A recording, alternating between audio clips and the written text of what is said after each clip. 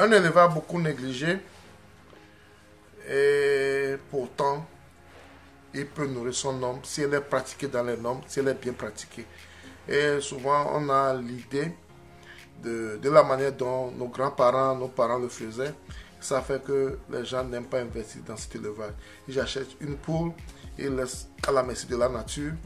Et quand ils ont besoin, ils vont voir s'il y a des poussins et autres. Donc, elle n'est pas vraiment contrôlée. Ça fait que les gens pensent que ça ne peut pas aider, ça ne peut pas te faire gagner de l'argent, alors que peut te faire gagner beaucoup d'argent. Il s'agit de l'élevage des poules de chez nous.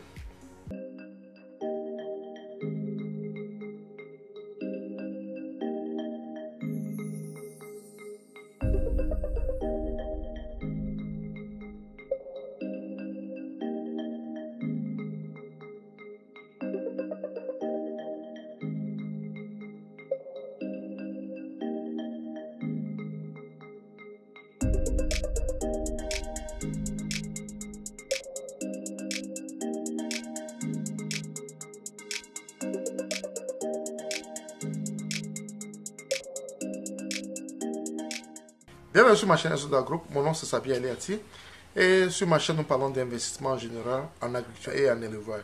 Ces thématiques te sont importantes également, tu as deux choses à faire. Un, c'est de t'abonner à notre chaîne Azoda Group. Deux, c'est de cliquer sur la cloche de notification pour recevoir toutes nos vidéos à chaque fois que nous allons publier.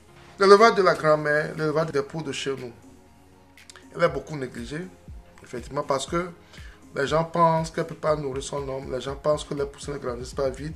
Et quand tu fais les poulets de chair ou les autres genres de poules, à 3 mois, 4 mois, tu peux les vendre et tu as ton argent. Ils pensent que les poulets de chez nous ne le font pas. Et je veux vous montrer que les poules de chez nous aussi peuvent nourrir son homme si elle est bien pratiquée. Et je vais vous parler de comment on le fait à notre niveau. À notre niveau, nous avons, comme je vous avais dit, dans notre ferme, on fait les pondeuses et autres, mais on veut mettre l'accent principalement également sur les poules de chez nous, les poules locales, et comment on le fait à notre niveau. Je vais parler du démarrage. Quand on a nos poussins, que nous prenons soit des couveuses, soit des mères poules, quand on prend les poussins, on a un endroit où on les garde pendant au moins un mois premièrement.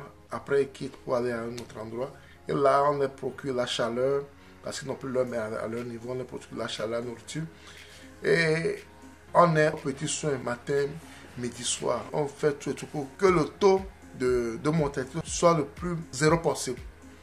Et avec les poules de chez nous, on réussit à faire ça. Souvent, on a 0% de mortalité.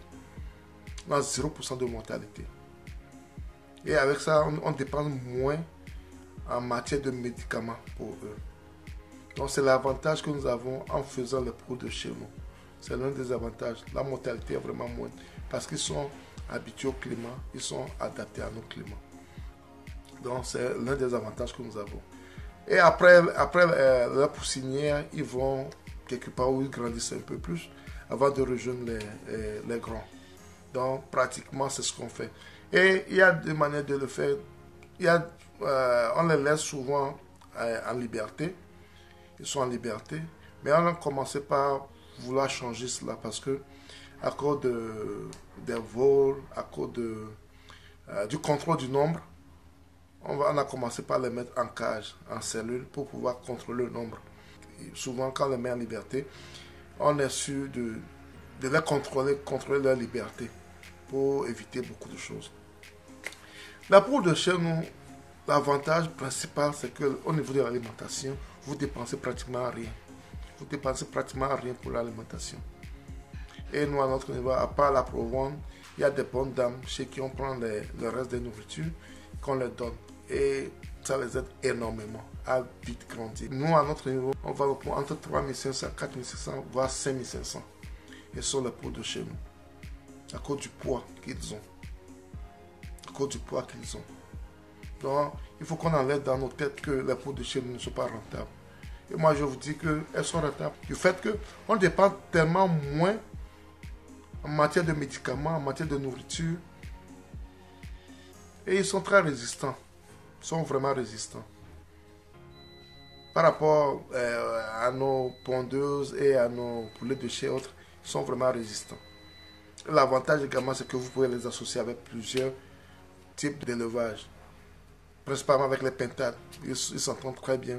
Et même vous pouvez les utiliser pour couvrir les œufs des pintades également. Vous pouvez l'utiliser en ce sens également.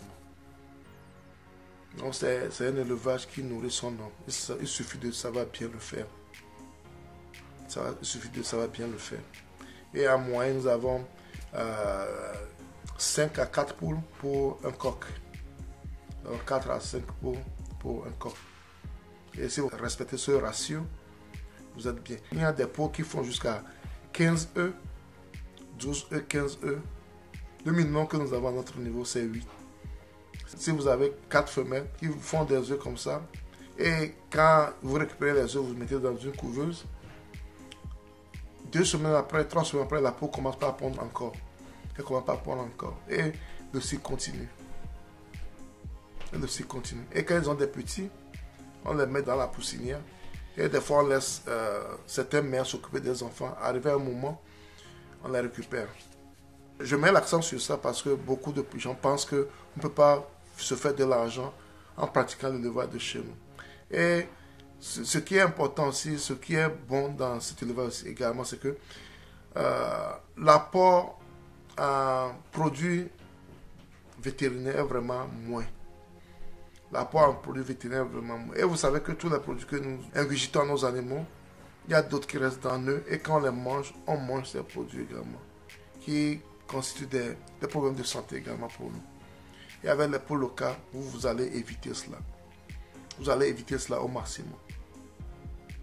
Notre objectif final, et nous sommes en train d'y arriver, c'est d'être 100% bio de ce côté-là.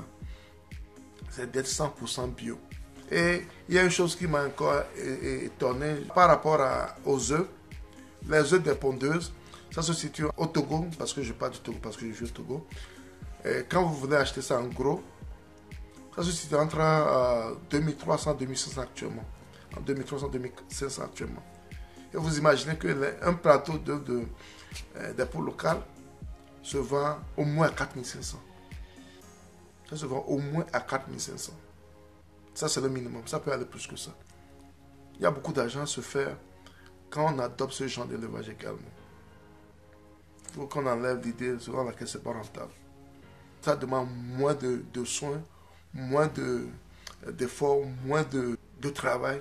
Et ça rapporte également. Et si vous faites le ratio entre ce que vous avez dépensé pour pratiquer cet élevage de nos poules locales et les poules de chair ou bien les pondeuses, malgré que vous les vendez après 6 semaines ou bien 8 semaines, vous verrez qu'en réalité, les poules locales sont plus rentables. Même s'ils vont jusqu'à 4-5 mois, si vous faites le ratio entre les charges que vous allez utiliser pour la poule de chair et les charges que vous allez utiliser pour la poule de chez nous, la même quantité, vous verrez la différence et vous verrez que faire la poule de chez nous est plus rentable. C'est plus rentable. Moi, je vous encourage à investir et à penser à cela parce que il faut qu'on commence par valoriser nos produits également. Il faut qu'on commence par dire aux gens que nous sommes capables, nous pouvons nous nourrir en tant qu'Africains. Donc, revalorisons la manière de travailler et nous allons y arriver. Parce que nous avons de grands trésors chez nous en Afrique également. C'est à nous de les valoriser pour le bonheur de nous tous. Abonnez-vous, partagez pour plus de vidéos de ce genre. À la prochaine. Bye bye.